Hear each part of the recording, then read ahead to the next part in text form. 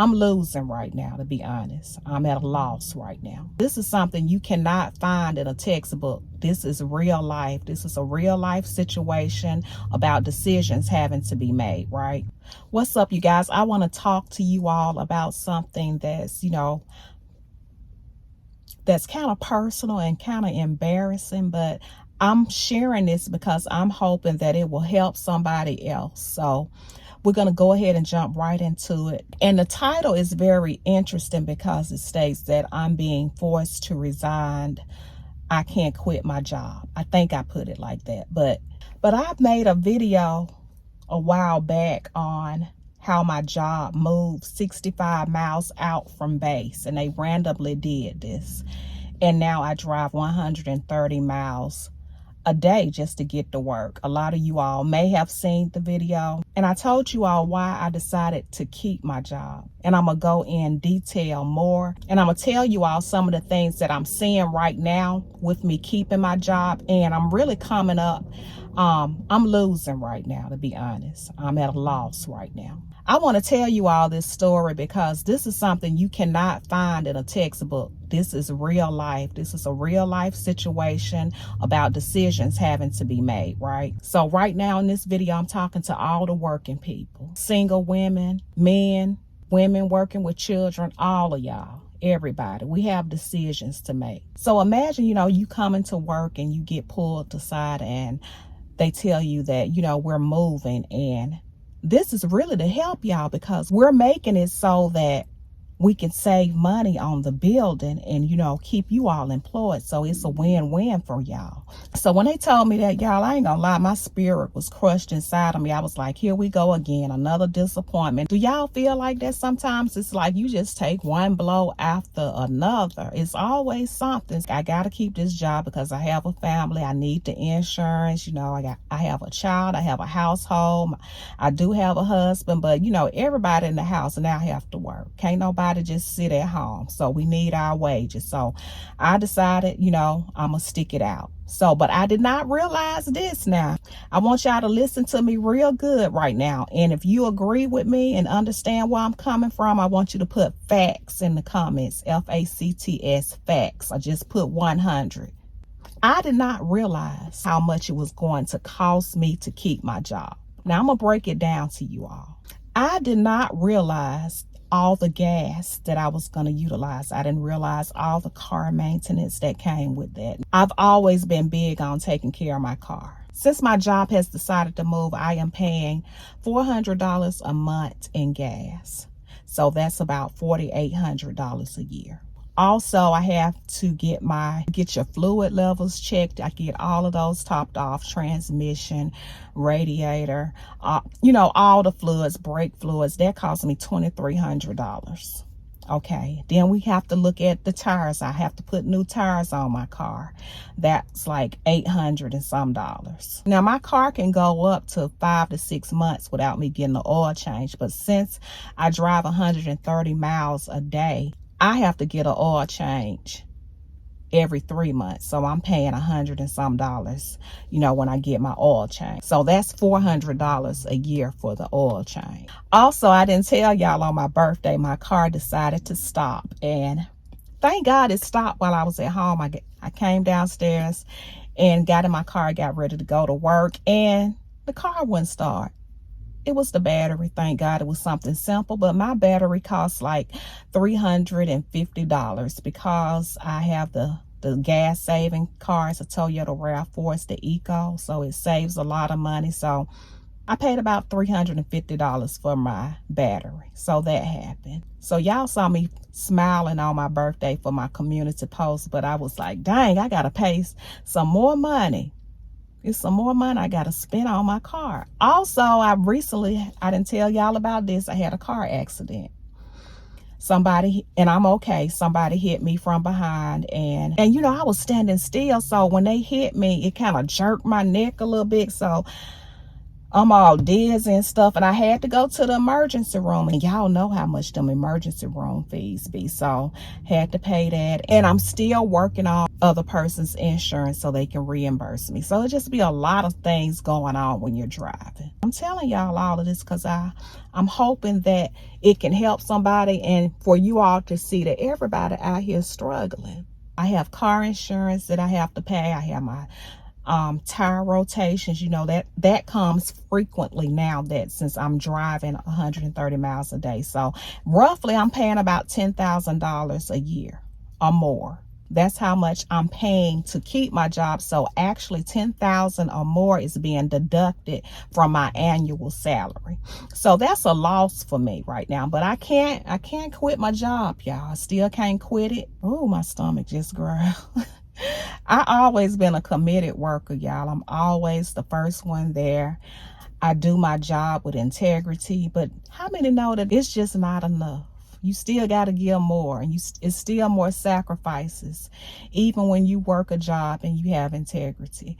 And you would think that once you work on a job for a long time, like I've been on my job 10 years plus, you would think that it'll get easier, right? I used to think that.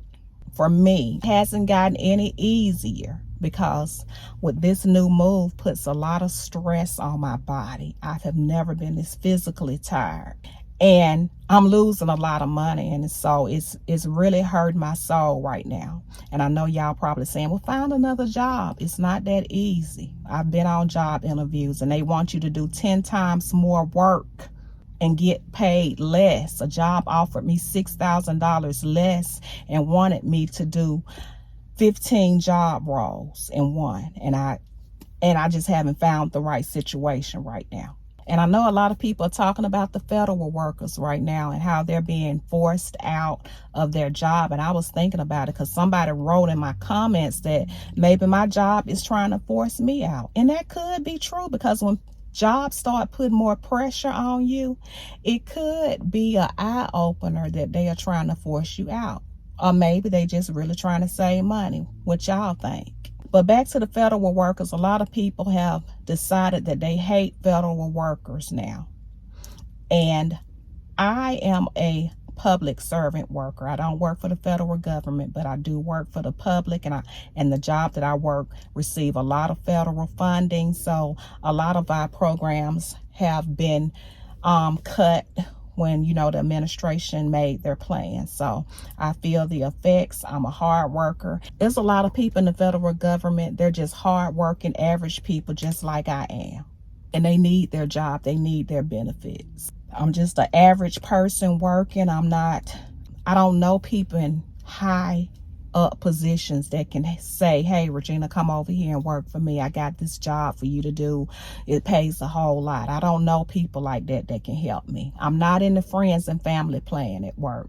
And the friends and family plan, if y'all ain't never heard the term, for me, I call it the friends and family plan is when you get grafted into a position by the people you know. And they put you in a high position. They like you. They show you favor. I've never had that type of situation. I've always had to work hard for everything, every single little thing I get. So moving right along. Now let's talk about the reason why I can't just up and quit my job. I have a pension, and pensions are very good because when you retire with a pension, it stays with you for life.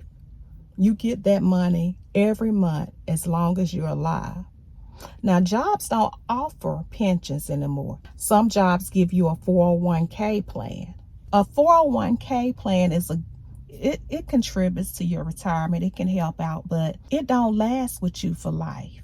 It runs out eventually. And it's hard to contribute to a 401k plan when you're already struggling with things like trying to pay your bills, trying to pay your utility bills, trying to pay for gas, food, medical prescriptions, childcare. It's just a lot, with inflation. So a 401k plan is just not sustainable.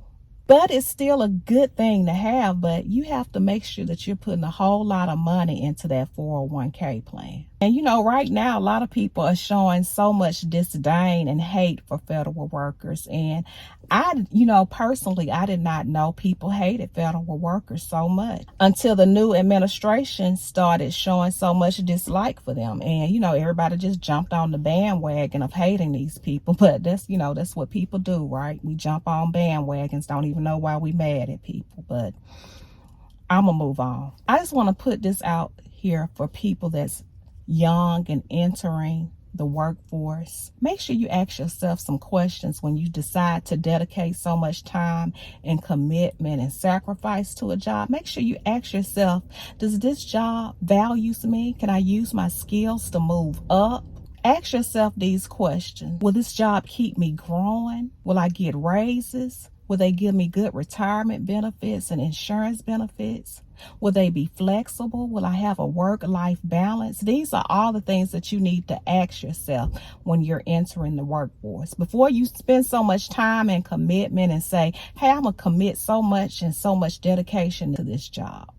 Because a lot of times, Gen X, I'm Gen X, we just commit so much time and dedication to our jobs and we just stay there for a long time. And we feel like we're in prison. Like, some people have careers, and shout out to the people that have careers, because I see a lot of people with careers when they retire, they look youthful, they still look good, they ready to do a second career. They're traveling, they're doing nice things, and they're refreshed after they leave their job. But a lot of us, we're stuck, and it's like we're doing hard time. It's like we're working in a prison doing hard time, and everybody does not have the same story. But if you're young and you're watching this, make sure you ask yourself these questions. Is this job going to benefit me in the long run? Is it a career? Is it a place I'm going to thrive at? And it ain't no perfect jobs, but just make sure it meets at least 80% of the things that you need from it. But I can't quit my job. I'm thankful that I have a pension. I'm thankful that I have a job to show up to, because a lot of people don't. So I'm just, grinding it out right now and just doing the best that I can. I just want to remind the young people, don't get stuck in a job. Don't be afraid to move to something else if that job does not speak to you, if it's not sustaining you. If you feel like you can't thrive there, move on. When I was younger, I would quit a job so fast. Every 2 years, I was quitting my job, sometimes 6 months. So just make sure that job is going to do right by you. But that's all I have, you guys. And I look forward to talking to you all in the comments.